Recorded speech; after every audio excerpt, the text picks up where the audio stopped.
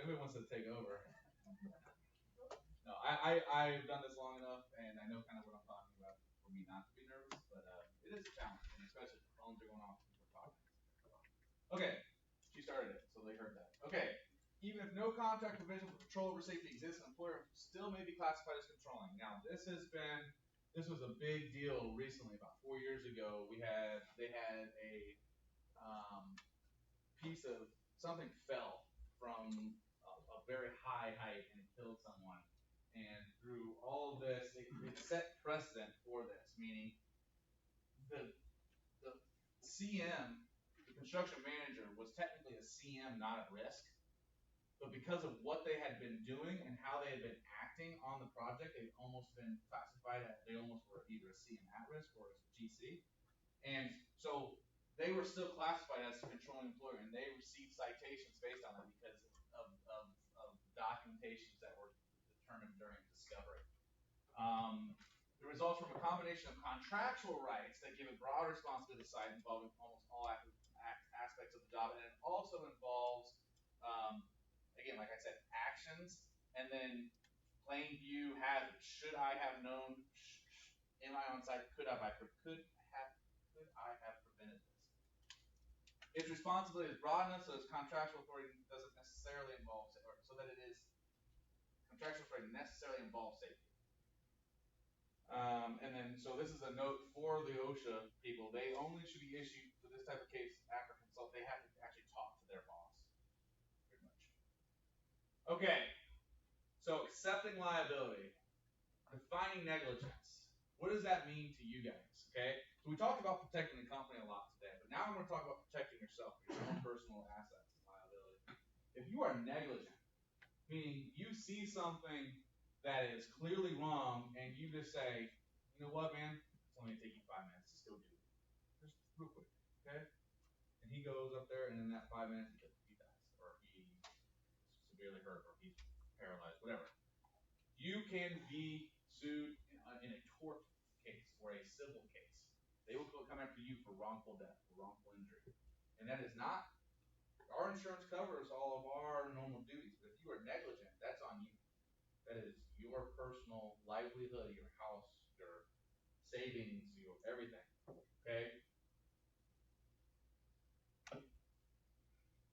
So it's defined as the legal classification given to events and circumstances in which any or all accountability and liability with regard to any or all injuries, damage, or harm sustained by an individual as a result of the actions of another individual. Although negligent claims are rarely uniform, the most common negligent claims involve the implicit failure on the part of the individual presumed to retain liability to have upheld operations, standards, and practices.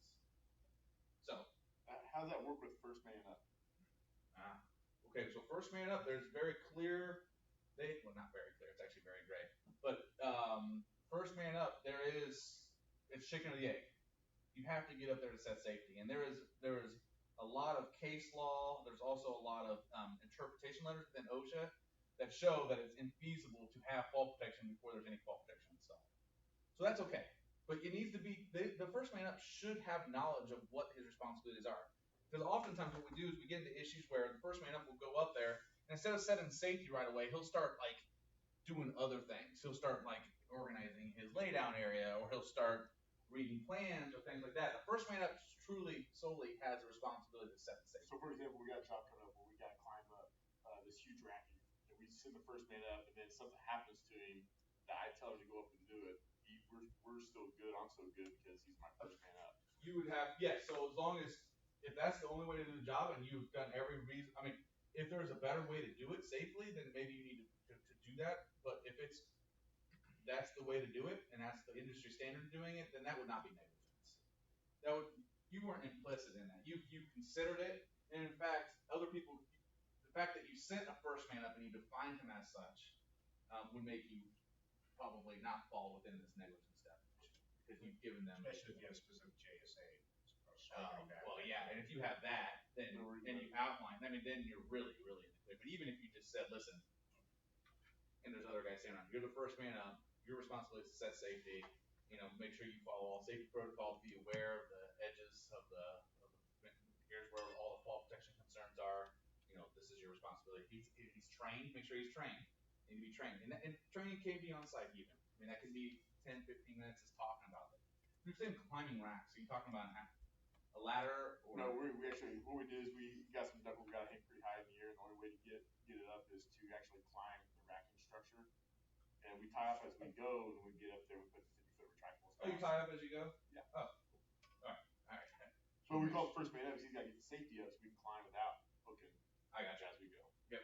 You can't use a scissors lift or a boom lift or No. any other means to get up there. No way. No. And those are the circumstances that you definitely want to take the time to document. Those are also the circumstances. All right, shameless plug. You can tell Dave, say, Dave, I need a JHA for this activity. You send some pictures to Dave. Dave will insert those pictures. He'll define first man up. He'll define the process of that first man up and the responsibilities, and then he'll define future operations.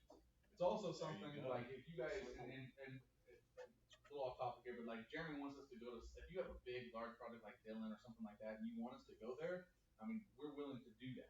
There's a bank of hours that you guys have available to you. The billing in and of itself is we're very transparent with the billing. So if there's ever a thing where you call us, Troy, and be like, why the hell did you bill me a half hour for a conversation? I'll eliminate. I mean, we want to work with you guys, beyond just the 1 year that you guys have signed up for. So just know that we want to do the best job for you. I think that would be very helpful for you guys to help us with some JSAs and get some of those documented and going.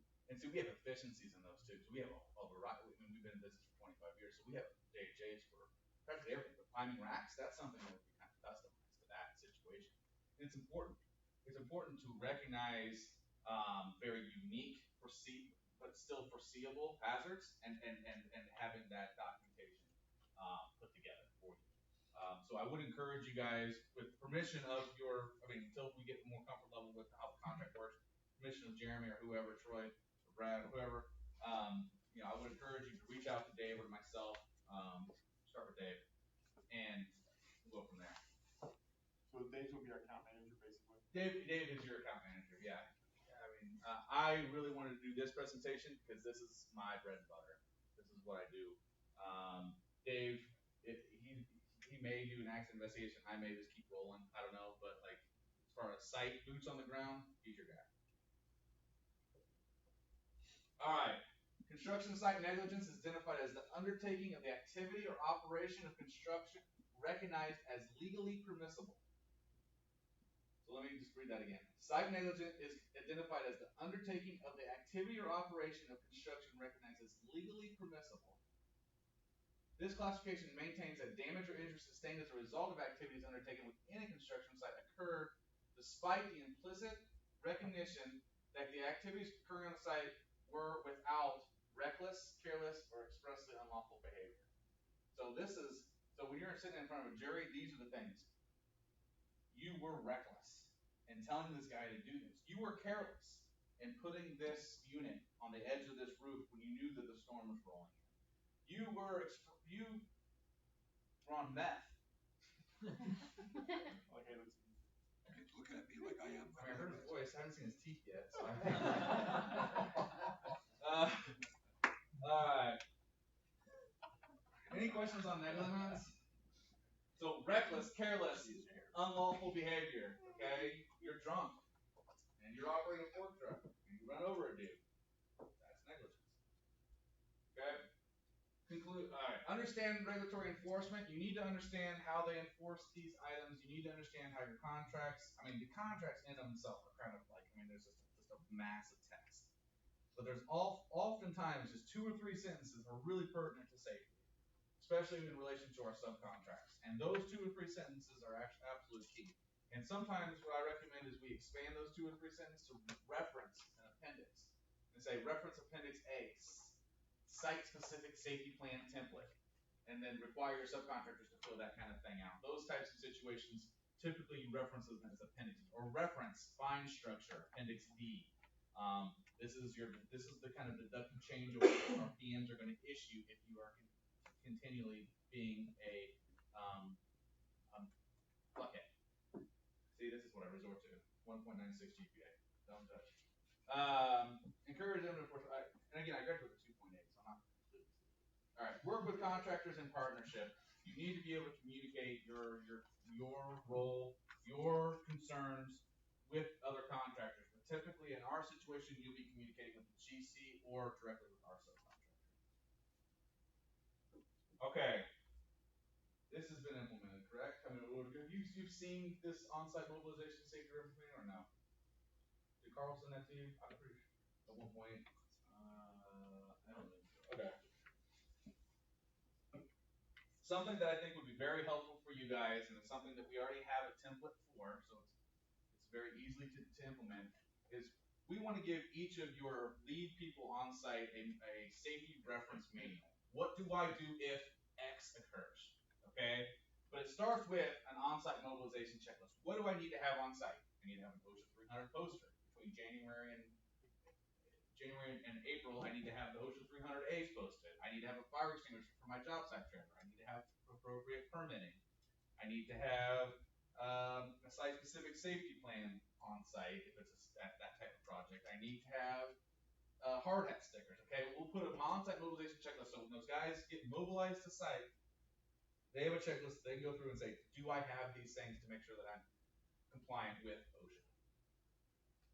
Tab 2 is a safety violation policy. Whatever we figure out with what your fine structure is going to be, if you want to implement that, and then we're also going to give you very clearly labeled. Now this could be in Procore too, so I may be getting ahead of myself, but we have safety violation warnings where it's just a one-page form. It's very, you just insert the name of the person offending, you circle what the issue was, you identify what the action was taken, you identify what their corrective actions are going to be, and then you issue them this fine. Typically, you take it out of the binder, you make a copy of it, fill it out, and you send it out. Procore, we can put that form into Procore, our template of a safety violation fine. We've done that with other clients.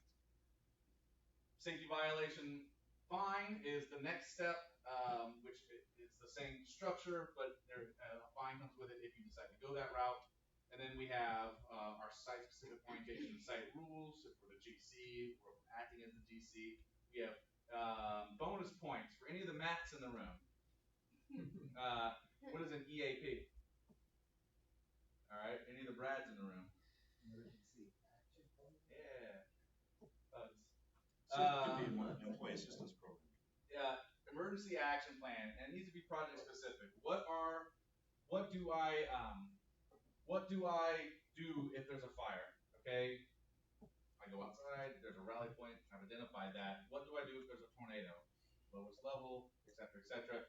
It's in there, it's part of the site-specific safety plan, it's part of that thing that those guys are all signing. On-site SOPs. How do I handle an OSHA visit? How do I handle a guide to OSHA visit? What do I do? You guys don't have any utility line strikes, I wouldn't think. But then it also has SOPs of how to handle a subcontractor injury or incident. Okay, so when a subcontractor gets hurt on the job site, what we will do is we will put a responsibility on them. We want you to send us a accident investigation within 24 hours of this occurrence, outlining what happened, what was the cause, who, what, when, where, how, why. And typically, they will put all the responsibility on their personnel and somebody made a mistake on their end, and we will take that and we will file away. If their accident investigation comes out and it puts responsibility on National Design Build, then I would recommend giving us a call, and we will go out and do our own, or you guys can do your own accident investigation to kind of determine the facts. But typically, when a subcontractor gets hurt or if it's a property damage accident, they will say that it was employee error of their own personnel. And so we just want to have that so we can file that away. So if somebody does get antsy and wants to sue later on, we have it said, look, no, you did an accident investigation and you put blame on your forklift operator. But if they put blame on our National Design Build project manager or our National Design Build personnel, then we need to come in and we need to do our own thing. That SOP is a page and a half, and it just outlines exactly how to write the email, exactly how to send it, and what are the things that we're looking for. It's not rocket science, and we can pull one up if we need to. But for right now, just know that that's something we can eventually get to, Jeremy, down the road. That kind of formality of like, what happens in the incident? I go to Procore and I pull this SOP and it's step by step. I think that's perfect. We need the train the guys on where to find the information. You know, they're gonna be eyes and ears, first responders, sort of, so this would be a great document to have for them. And then also on the SOP is what to do if our employee gets injured. We do not want our employees going to the emergency room for a cut, even a serious laceration. We want them to go to an occupational health care facility that we have set up in that area with an account that they understand it. We're going to occupational doctors because we want to make sure that they're being treated in our number one, receiving great care, but number two, receiving care that's in line with our goals, which is to have less recordables so we can continue to bid work and so we continue to make money. Now, if there's an emergency situation, number one, we are, she's scowling at me. She's like, I just dislocated my knee and I need to go to the emergency. All right. There's a smile. Okay.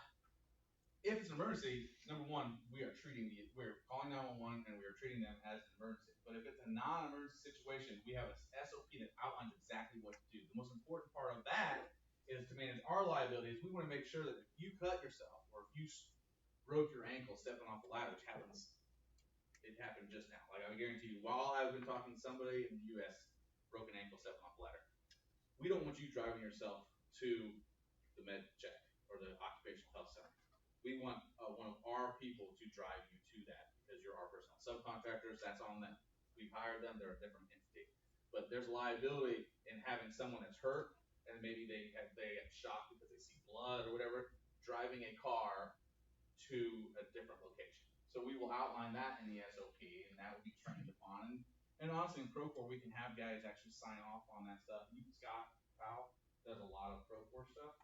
So if we end up doing this, Jeremy, we can help you integrate a lot of these forms. We also have a crisis management plan, which you probably need at this point. I mean, your revenue is getting to the point where you probably need to know who is the person that's going to be talking to the media. Who is the person that is going to be that's a bad fucking choice.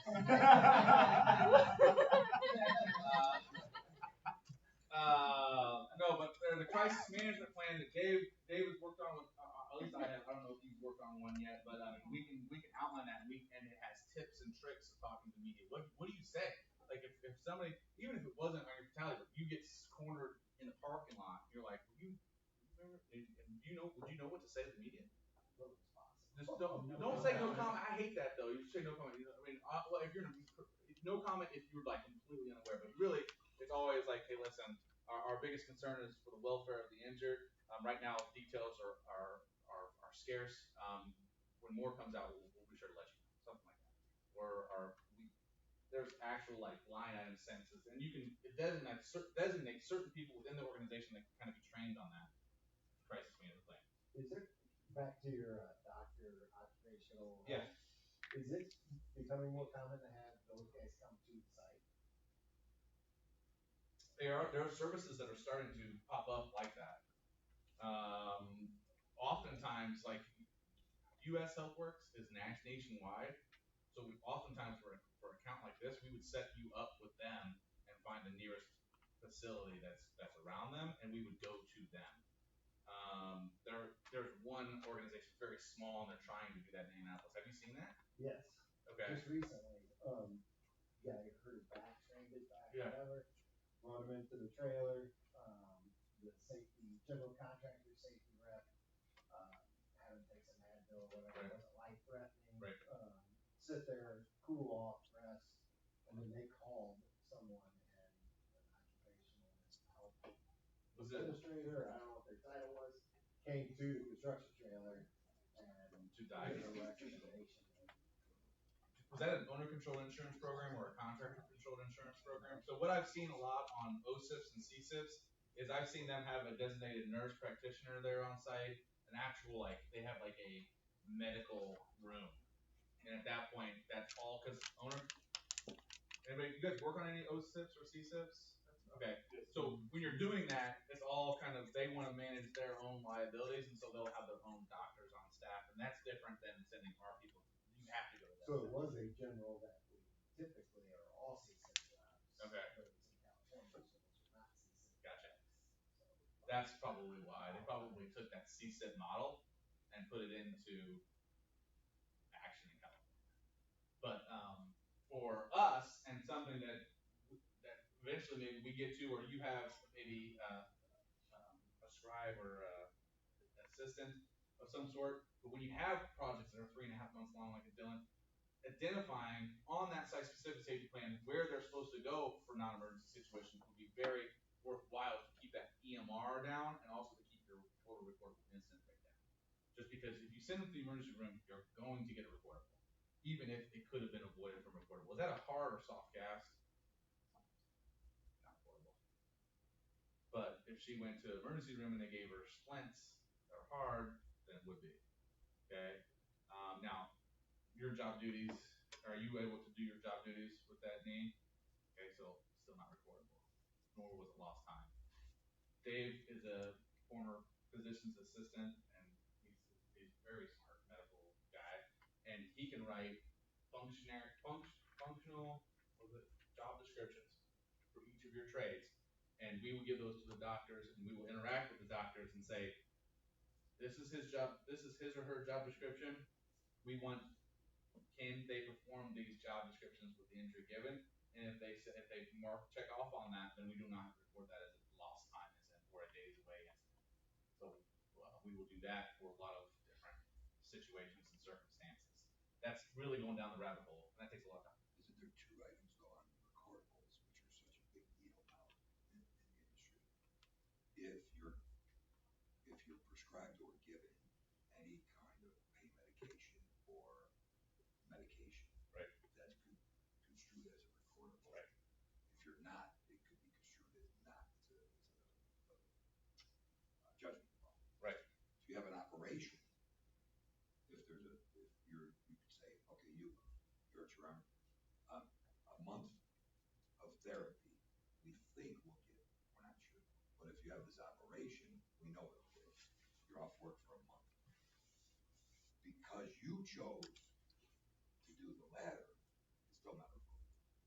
Yeah, so there's options with recordable as far as, the big boogeyman recordable. Right. Absolutely. And I tell my clients if like the emergency room, they'll prescribe prescription strength ibuprofen. Technically that's recordable. I'll tell my clients, do not record that. If OSHA comes and audits us, I'll go to bat on that. You go get it. Listen, I could have gone to CVS and I could have taken 3 pills instead of the one you gave, and there's no, I'm not recording this. And I have a defendable position. There is some common sense. I mean, maybe OSHA throws the book at me and I get, I don't know, whatever. But I'm very confident that I can go in there and say, this is not recordable. Now, OxyContin, those types of things, if a person needs that, that's probably going to be a recordable situation. But, emergency rooms, they're getting away from that a lot. But it used to be, just even 2-3 years ago, if you go to the emergency room for an injury, even like a sprained ankle, they give you some hydrocodone. Okay? But if you go to an occupational health center 2-3 years ago, that's not happening. Now, that's starting to shift a little bit, but even still, we want to avoid going to the emergency room for non-emergency situations because these occupational doctors are trained. You want to speak on this a little bit at all? Well, emergency physicians are not trained at all in occupational medicine. So one of my roles was I was occupational medicine director for our clinic. And so they would actually call me 2 o'clock in the morning, say, I've got a guy who's on his way to the ER because it's the only thing that's open. Can you call the ER doc? They don't care. They don't care. So you're never going to win. So the best thing you can do is try and talk them into waiting until your occupational clinic opens at 8 because they do know OSHA standards, guidelines, reportables, and just waiting a couple hours isn't going to change anything. So as much first aid that you can do right off the bat is the most important thing that you can do. Don't let them go to the ER unless it is a true emergency. Right. It doesn't matter because it was going to be reportable anyway. Just pop that eye back in yourself. We had that happen. I've had that happen. We had that happen. That's common. I got like a whole slideshow of guys that I really didn't know. I have a whole slideshow of actual gore pictures that I myself have taken. One of the coolest ones was, and I really like this guy, and I still work with him, but he cut 3 of his fingers off with a chop saw. and it was from here to that wall, and you could see where each of his fingers hit the wall. It was spinning that fast, and then the blood. Nope. And I have pictures of that. And I have a picture of the fingers in the bag. And then, do you know that they still use leeches in medicine? I did not know that. I didn't know that. They weren't able to save the fingers, unfortunately. But I got a guy chop off his tip of his pinky just the other day. A superintendent. Actually, let's talk about this real quick. You, as project manager of PE, should not be picking up hand and power tools to do work. You are not authorized to do that. You're not trained to do that. I had a superintendent that wasn't authorized or trained. He decided he wasn't going to wait for the guy to pick up the circular saw, had his hand positioned the wrong way, cut the top of his pinky off. Considered an amputation, had to call OSHA, all this shit. So again, people do not do actual work. Even if you're a wood shop expert. I mean, I'm assuming that you know Ron Swanson. He does. Well, you're probably you look like a guy that probably enjoys woodworking as a hobby. But even though you're very familiar with the saws and the different types of material, we don't want you doing that on site because we don't carry that kind of liability for our person. Oh, fish. Okay. All right. And just to go on to when you were talking about the functional job descriptions, it's also really important that you have light duty ones as well. Yeah, right. They're just fake jobs. I mean, but it's something that they can do. I feel like we have a lot of those here. Filing paperwork, sweeping, anything. And if you can show that I have a job that this person can do, then the doctor will say they can return to work in this light duty position.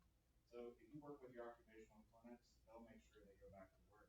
But if you only provide them what that person does, and if they can't do one thing in their job, they'll make them go home.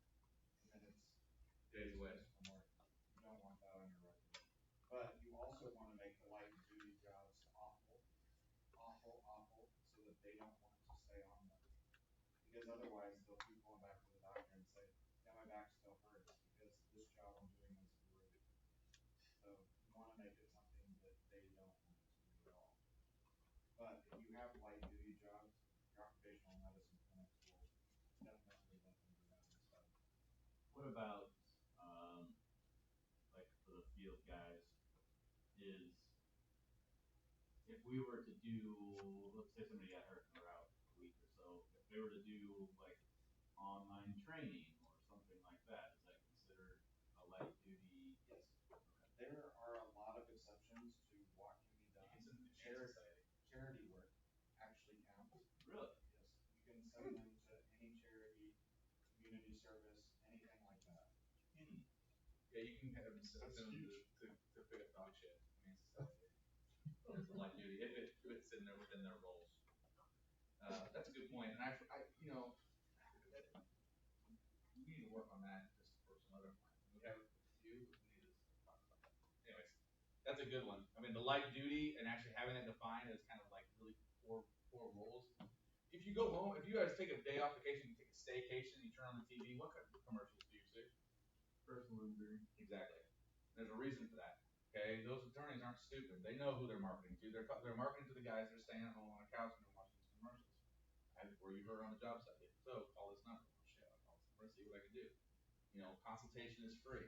Okay, that's the ambulance chasing side of the legal field. But the light duty, those types of things, that's something that we have. Carl had written a bunch of those for, and then now Dave's kind of stepping into that role for us. So that's something we can look at doing. So we have the option to give you guys kind of an easy button for when something happens on site. Incidents, OSHA, injuries, and we can integrate that into Procore. Maybe you would put that as a separate kind of safety tab within that system, along with your audits and everything else. So that's something we can look at doing as we move forward with your account. This is really one of the, I mean, other than the Dylan group, I mean, Jeremy and us have been communicating, but this is one of the other than the initial training that we did in Indianapolis, this is one of our really biggest first kind of like introduction to you guys. I mean, well, obviously, if you have not seen us before.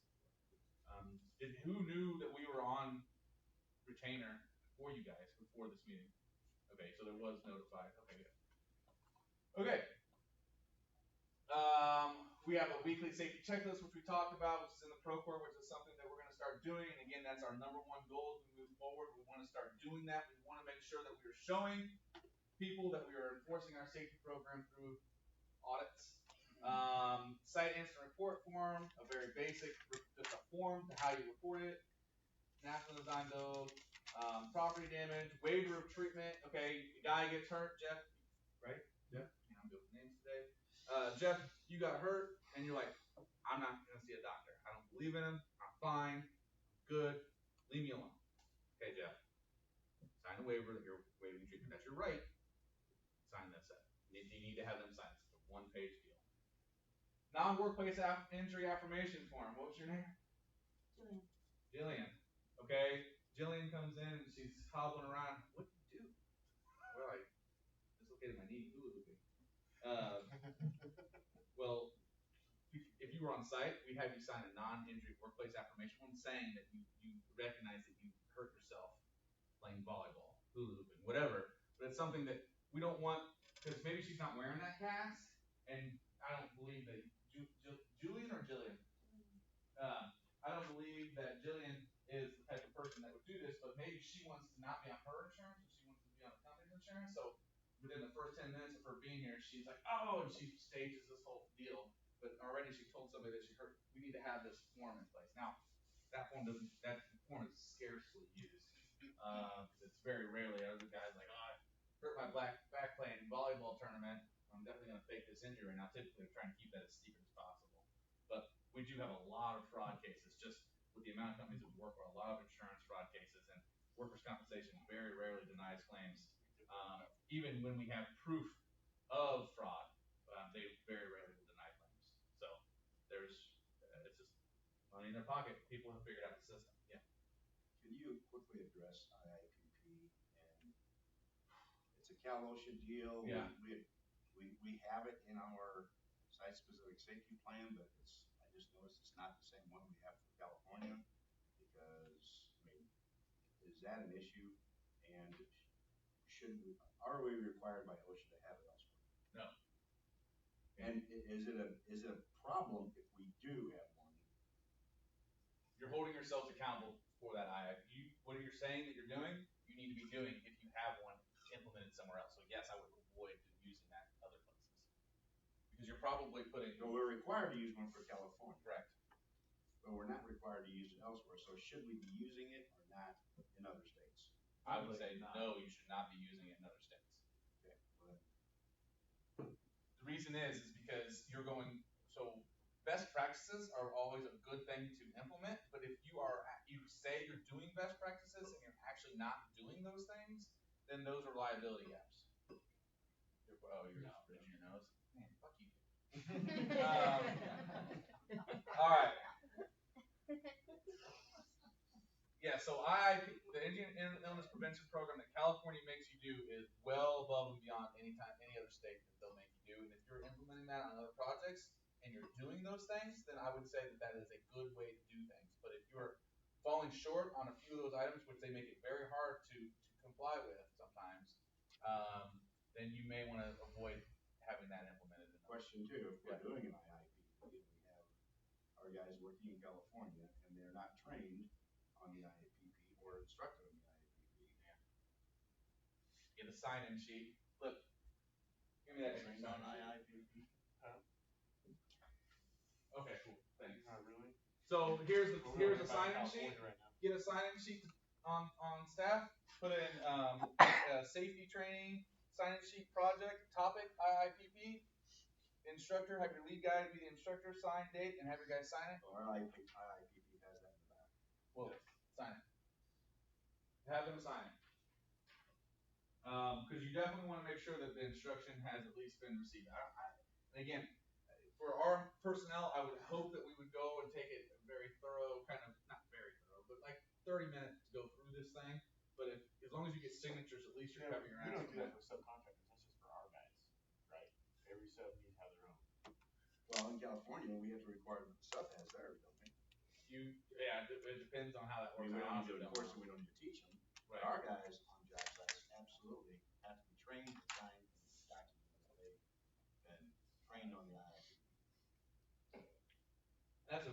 honestly, that loophole, that's a very easy gap, that's a very easy gap to just hold your folks accountable for getting that signed, and it'll probably happen. Okay, pizza is here. I'm just gonna see where I'm at on the, oh, look at that, okay. So this is an older version of our reports, but you can see, again, the signature and the date is really what we're looking for. It's mostly favorable. Okay, last slide, I think. Yes. Proof of enforcement safety program. Oh, this is our audit. Why is our audit so important? Why is your audit so important? It shows OSHA that National Design Build, is meeting requirements of the multi-employer citation policy. You're documenting issues and you're saying that they're abating in a timely manner, and it helps with subcontractor feedback. You can take your audit, and you guys send it to Clayco, which I like, but a lot of folks hold their audits kind of close to their chest and they don't send it to GC, their customer. But oftentimes they'll send it to the send it to your subcontractors and saying, here's what our consultant saw, please verify in writing to me that these issues have been abated. And that also is a way to kind of close your abatement loop. Okay, so pizza's here. Go grab some food, grab some drinks. We'll take we'll give you guys, 15 minutes to settle in. 11:25, 11:40. We'll start back up. 11:40.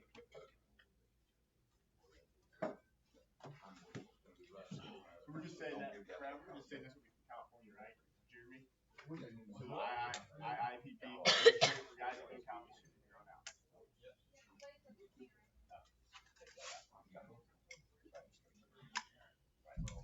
You need help? We carry your pizza for you? Oh, I didn't mean to step on your shoes there, Abby. My bad. Yeah. Are you helping us? Julian's like, damn. I'm gonna shoot you something. I'll start clicking. You know, somebody was making it up.